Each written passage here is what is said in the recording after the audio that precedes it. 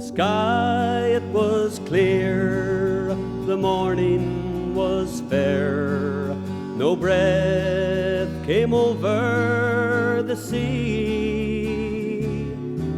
When Mary left her highland home and wandered forth with me, for flowers decked the mountainside, and fragrance filled the vale.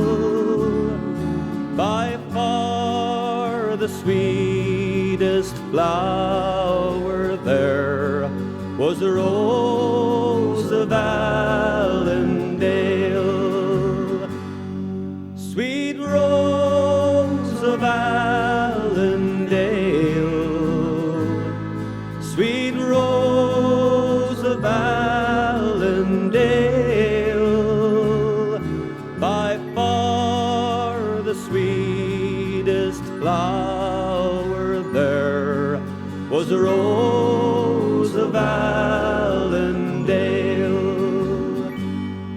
And where'er I would wander to east and the west, and faith began to lure, consoling still was she to me in sorrow's lonely hour. For tempest rocked my lonely boat, and it wrecked a quivering sail. One maiden's form withstood the storm, was the rose of Allendale. Sweet rose of Allendale, sweet rose of Allendale,